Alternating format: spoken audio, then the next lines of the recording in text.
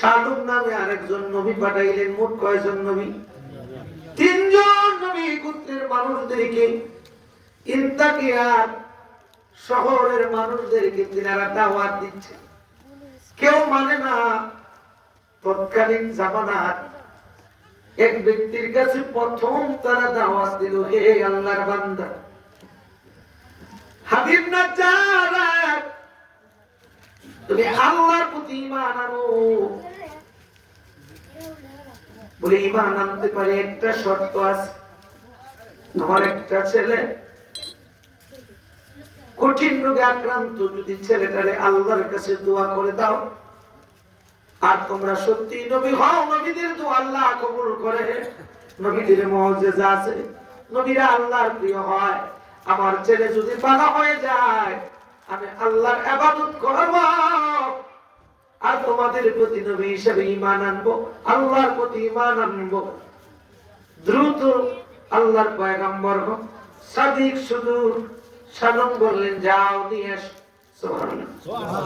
আনতে তারা মাথায় হাত বুলাইয়া দিতে মুহূর্তের ভিতরে সন্তান সুস্থ হয়ে গেছে। এদিন থেকে তিনি ইবাদতে মশগুল হয়ে গেল। আল্লাহকে ভয় করে আর মূর্তি পূজা করে না। এই হাবিব নাজ্জারের বাড়ি হলো মদিনায়। কোথায়? মদিনায়। আবু আইয়ুব আনসারী, যিনি নবীর সাহাবী ছিলেন, তিনার পূর্বে তুব্বা বা সাদ জামানার কিছু আলেম আসলো। ওই আলেম সম্প্রদায়ের একজন, তিনি এই শহর ছেড়ে ইন্তাকিয়া শহরে বসতবাড়ি করছিলেন। সুবহানাল্লাহ। কেন সেই ঘটনাটা, নতুন কথাটা আপনাদেরকে বুঝাইতে চাচ্ছি। একটা উপমা সামনে নিয়ে আসবো। আল্লাহ বলেন, আল্লাযীনা আমানু ওয়া কানু ইয়াত্তাকুন, যারা ঈমান আনার পরে আমি আল্লাহরে ভয় করে, আমি আল্লাহরে ভয় করে, ওই বান্দাদের কোন দুনিয়াতে ভয় নাই, আখিরাতেও ভয় নাই। একটু জোরে জোরে বলেন সুবহানাল্লাহ।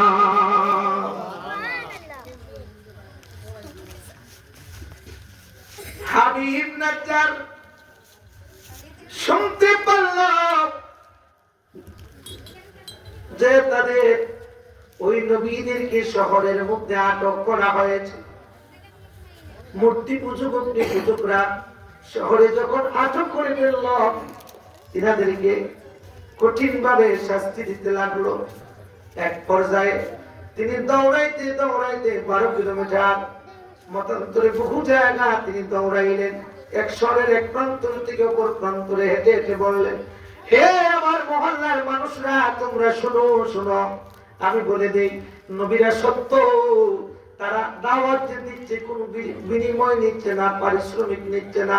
তারা আল্লাহর তরফ থেকে দুনিয়ায় আগমন করেছে। তাদের কাজ হলো আল্লাহর সাথে বান্দাদেরকে জড়িয়ে দেওয়া। তাদের কাজ হলো দাওয়াত বাণী পৌঁছিয়ে দেওয়া। যারা নিজেরা মেনে আমল করে, আল্লাহর ইবাদত করে, আল্লাহর কাছ থেকে পুরস্কৃত হয়েছে, তারা তাদের সঙ্গে যদি তোমরা একমত হয়ে ইবাদত করো, পরকালীন একটা জীবন আছে, সেই জীবনে আল্লাহ তোমাদেরকে জান্নাত দিবে, শান্তির স্থান দিবে, পরকালীন জীবন হবে দামি। আরে আমার সম্প্রদায়ের লোকেরা, তোমরা ওই নবীদেরকে মেনে নাও, নবীদের কথা শোনো। দুনিয়াতেও লাভ হবে, পরকালেও লাভ হবে। দুনিয়াতেও দামি হবে, আখিরাতেও দামি হবে। কিন্তু লোকগুলা তারে পাগল ভাবতে লাগলো। এক পর্যায়ে ওই গোত্রের লোকগুলা তারে মারতে মারতে মারতে তার উপরের মধ্যে উঠলেন, বুকের উপরে। ওইটা পা দিয়ে পেটে বুকে চাপা দিতে দিতে পিছন দিক দিয়ে পায়খানার রাস্তা দিয়ে দাড়ি মুড়ি বাইর হয়ে গেল। এক পর্যায়ে আমার আল্লাহ ডাক দিয়ে বলেন, দুনিয়ার মানুষ,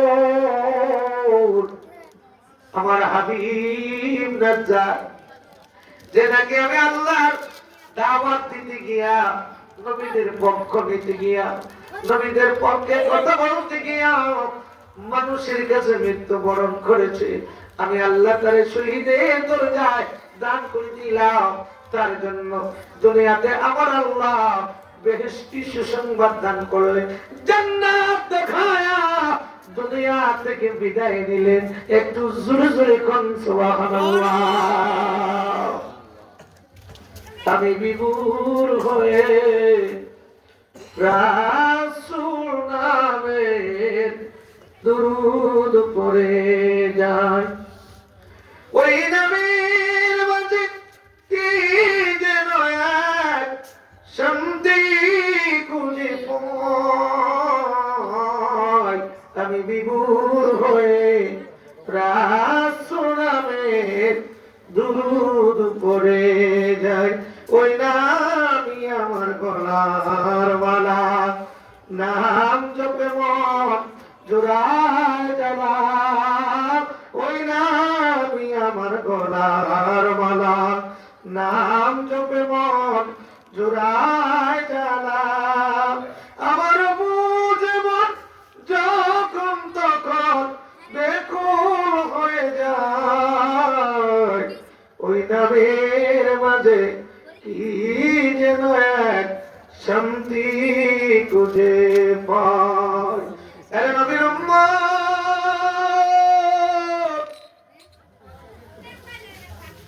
আল্লাহর নবীর প্রেমে নবীদের পক্ষে যারা কথা বলেছে, নবীদের আদর্শ যারা গ্রহণ করেছে,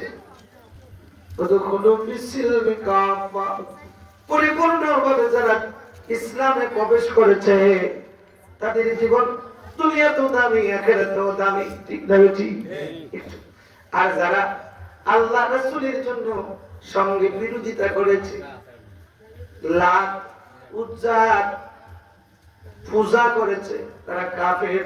যারা মুসলমানদের সঙ্গে হইয়া সঙ্গে সাথে তাইকা মুসলমান দাবি কইরা কাফেরদের সাথে হাত মিলাইয়া কাজ করেছে, তারা মুনাফিক। তাদের ইহকালও বরবাদ, পরকাল বরবাদ। যারা এই দুনিয়ার জগতে আল্লাহর ইবাদত করেছে, আল্লাহর ইবাদত করেছে, ইন্নাল্লাহা মা'আল্লাযীনা তাকাউ ওয়াল্লাযীনা হুম মুহসিনুন।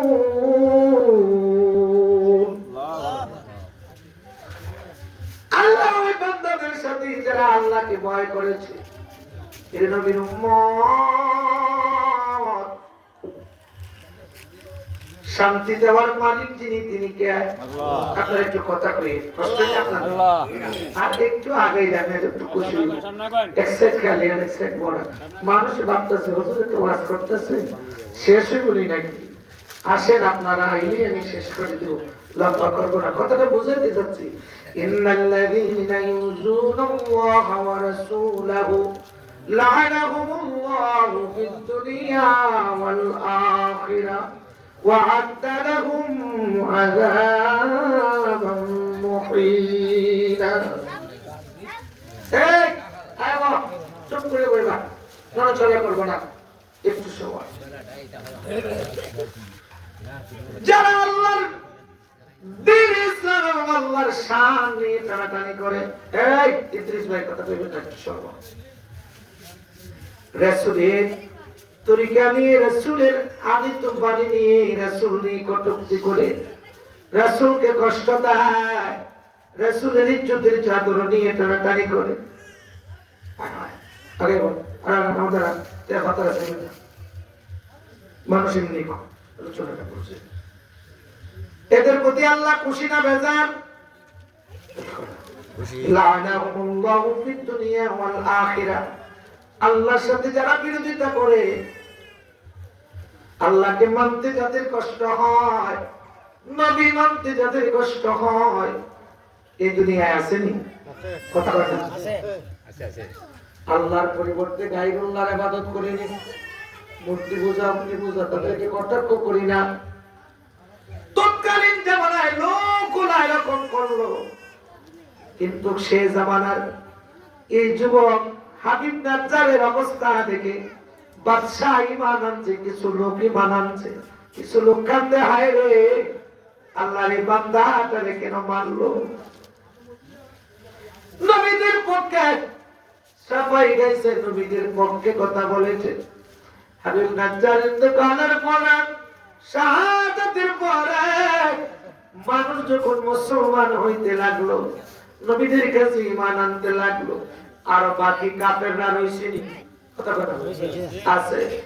এক পর্যায়ে আল্লাহ ডাকতে বলেন, জিবরিল দুনিয়ায় যাও, দুনিয়ায় যাও।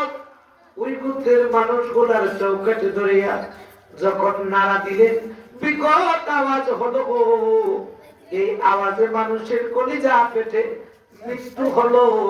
দুনিয়া ছেড়ে তারা জাহান্নামের দিকে পাড়ি জমাইল। কাফের ফুজ্জারেরা আর মুসলমানরা দুনিয়ায় রইল। একটু জোরে জোরে কোন সুবহানাল্লাহ।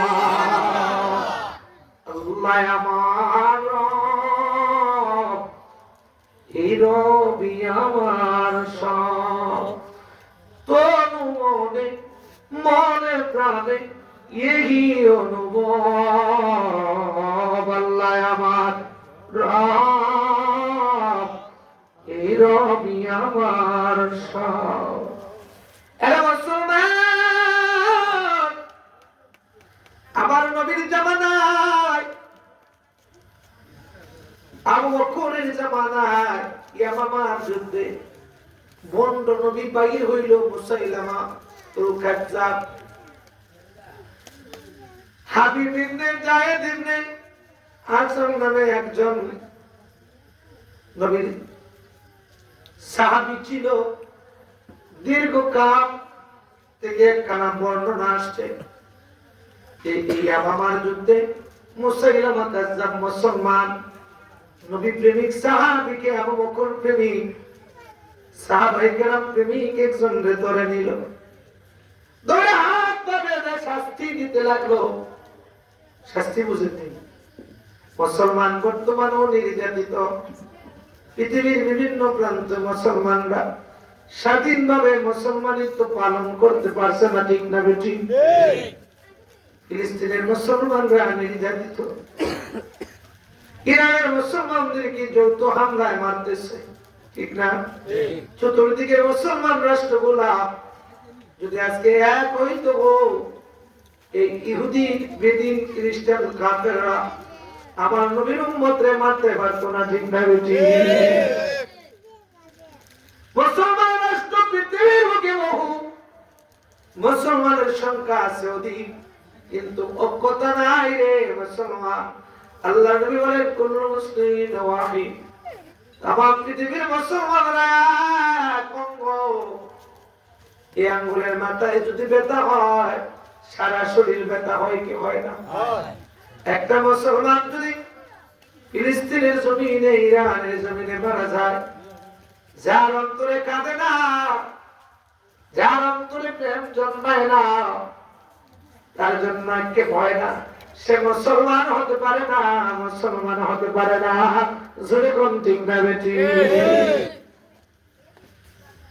কেন নবীজি ফরমান, মান রাআনি মুনকারান ফালাম ইউগাইয়িরহু বিয়াদিহি ওয়া ইন লাম ইস্তাতি বিলিসানিহি ওয়া ইন লাম ইস্তাতি বিকলবিহি ওয়া যালিকা আদআফুল ঈমান। তোমাদের সামনে যদি ইসলামের কোনো খারাপ কাজ করা হয়, দু হাত দ্বারা প্রতিবাদ করবা, হাত দ্বারা করো না, হাত দ্বারা পারো না, জবান দ্বারা প্রতিবাদ করো, জবান দ্বারা পারো না, অন্তর দ্বারা ঘৃণা করো।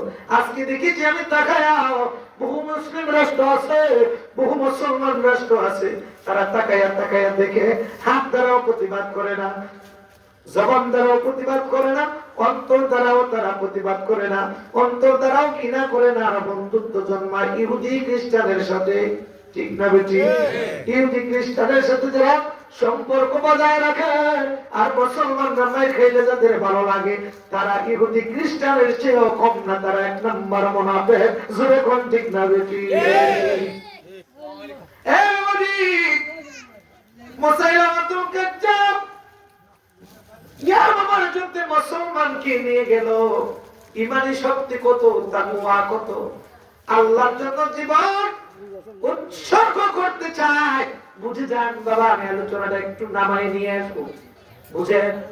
এক পর্যায়ে যখন হাবিব তার হাত পা বেঁধে তার বুকের উপরে চড়ে ছুরি ধরে বলল, বলো মুহাম্মদ কি সত্য নবী? মারহাবা। আল্লাহর নবীর সাহাবীরা দেখেন, কাজ্জাব রে, আমার নবী সত্য। জামানার পয়গম্বর আহমদ মুস্তাফা মুহাম্মদ মুস্তাফা সাল্লাল্লাহু আলাইহি ওয়াসাল্লাম, তিনি আমার নবী রাহমাতাল লিল আলামিন। আল্লাহর নবী গো, মায়ার নবী গো, আমরা গোলাম হাজির গো। আল্লাহর নবী গো, মায়ার নবী গো, আমরা গোলাম হাজির গো। আমার মতন অপরাধী মিজানের পাল্লায় উঠাও যদি, ক্ষমা পাওয়ার আশা না রাখি। আল্লাহর নবী গো, মায়ার নবী গো, আমরা গোলাম হাজির। হাতে করা পায়ে মেরি এই আসামি ফেরওয়ারি, আপনার কঠিন বিচারান হইয়াছি। তোমার মহান ইজলাত শাফায়াত পাওয়ার আশে, দয়া নবী কাহারি সেজেছি। আল্লাহর নবী গো, মায়ার নবী গো, আমরা গোলাম হাজির হইয়াছি।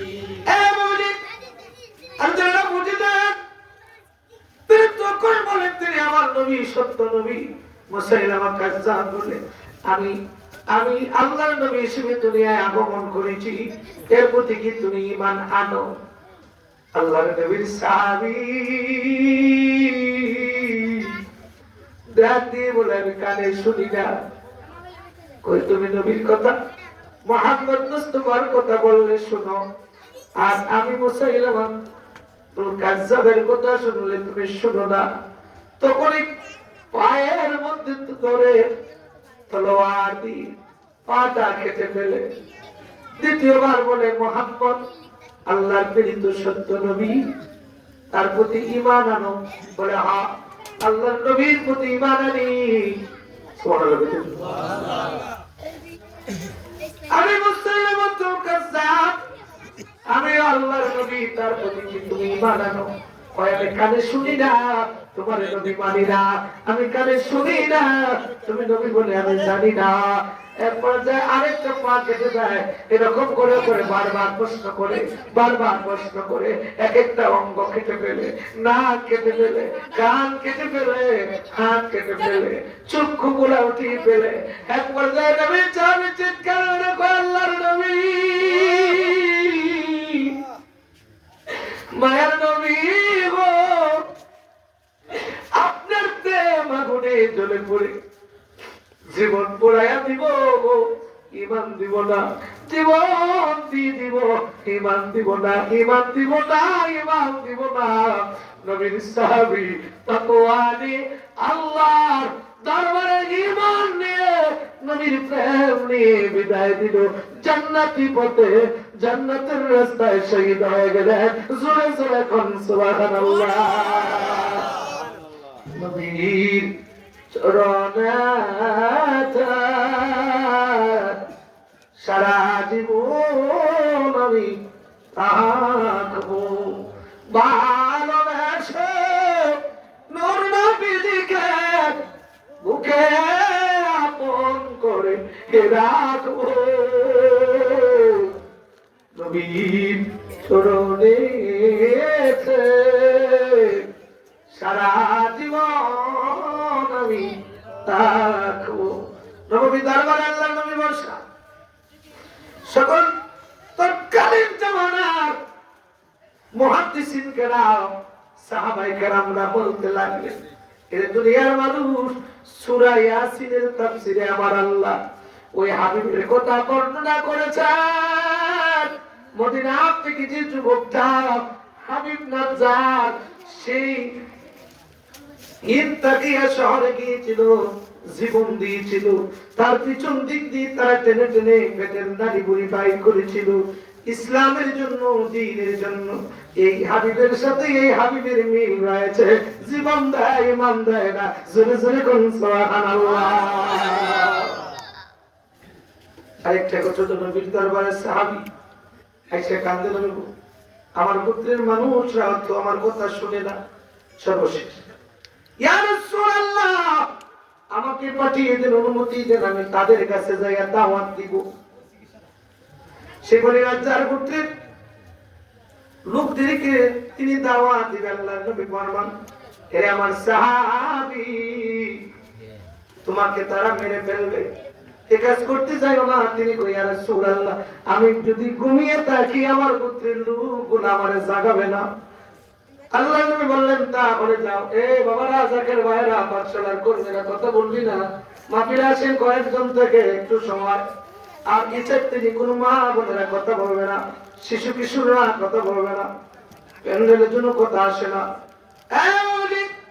একটু বোঝেন, দিনের দাওয়াত করে কয়, ইসলাম করে কয়, দিন করে কয়। কিভাবে আমরা মুসলমান হলাম? সাজানো সাজানো গোছানো দিন ইসলাম পাইলাম, কিন্তু কি দিনের সাজানো গোছানো দিন পাওয়ার পরেও আমরা সেই ইবাদত গুলার দিক দিয়ে আমরা দাবিত হচ্ছি না, নেক কাজের দিকে যাচ্ছি না। যে যত বেশি নেক কাজে অংশগ্রহণ করবে তার তত বেশি অগ্রে আল্লাহর কাছে দুনিয়াতে আগে প্রেরণ করবে। আগে যদি আল্লাহর কাছে নেক আমল প্রেরণ না করো, তুমি পরকালে যাওয়ার পথে কি লইয়া যাইবা? অমন ঘুমায় না রে, নাম জপ আল্লাহ, একদিন ঘুমাইবারে মন, কবরের মাঝার মন ঘুমায় না। মনরে সারা জীবন কাটাইলা তুমি রঙে আর উল্লাস, অবাক কালা ঘুমে ধরলো পরিবারের সাথে। একজন উঠিতে চাইলে আরেকজনে টানে, ফরিয়া মায়ারি জালে খাইছে আমার খালে, অমন ঘুমায় না রে, অমন ঘুমায় না রে, নাম জপ আল্লাহ, একদিন ঘুমাইবারে কবরে মাঝার, অমন ঘুমায় না রে। ঘুমাইবা জন্মের মতো কবরে ঘুমাইবা গো। এ মুসলমান বুঝে যা, নবীর সাহাবী দিনার গোত্রে গেল, মূর্তি সামন দিয়া দুইটা বড় মূর্তি গোত্রে, তার দিকে তাকেই দেখে বলতেছে, এই গোত্রে দেবতা গুলো আজকের থেকে তোমরা ধ্বংস হয়ে যাইবা। আল্লাহু আকবার, জোরে বলতে আল্লাহু আকবার। আরো মহাব্বতে সকলে বলতে হবে, বলেন আল্লাহু আকবার। মুসা নবী ডাকলে, আল্লাহ সবচেয়ে বড় গুনাহগারকে দেখতে চাই বলে পথে বসো। দেখে একজন ব্যক্তি কাঁধে সন্তান নিয়ে যাচ্ছে পাহাড়ের রাস্তা ধরে। আবার ডাকছে, আল্লাহ সবচেয়ে বড়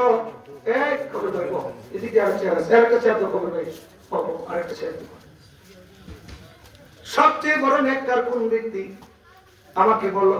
বলে, রাস্তায় বসো, যে তোমার কাছে বিকাল বেলায় রাস্তায় দিয়ে আবার আসবে, সেই সবচেয়ে বড় নেককার।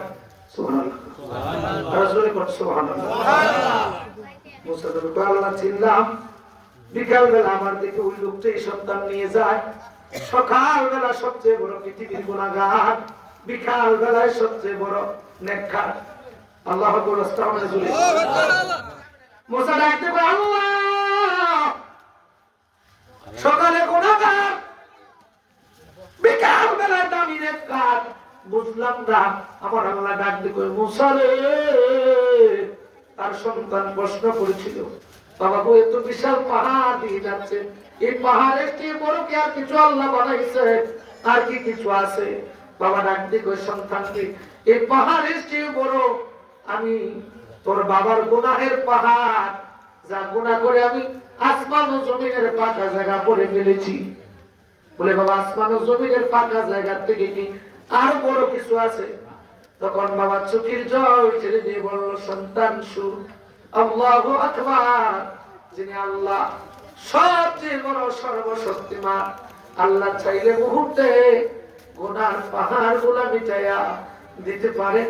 এই পৃথিবীর চেহারা বড় বড় পৃথিবী আল্লাহ, কোন কায়নাত যিনি বানাইছেন তিনি আল্লাহ, এই পাহাড়ের মালিক যিনি তিনি আল্লাহ। আল্লাহ সর্বশক্তিমান। যখন বান্দা অন্তর থেকে আল্লাহ সর্বশক্তিমান বলে, আল্লাহকে বড় বলে ধারণা করেছিল, জবান দিয়ে প্রকাশ করেছিল, সেদিন আমার আল্লাহ তাকে নিষ্পাপ থেকে সবচেয়ে বড়, গুনাহগার থেকে সবচেয়ে বড় নেককার বানায়া দিল। একটু জোরে জোরে কোন আল্লাহু আকবার। ওদের নাম নিলে হয় মন পবিত্র, অন্তিমে কইলা লা ইলাহা ইল্লাল্লাহু, জিকরা কইমা লা ইলাহা ইল্লাল্লাহু, জিকরা কইমা। মুসলমান বুঝে যান, ওই ব্যক্তি মন্ত্রী দেখে বলতেছে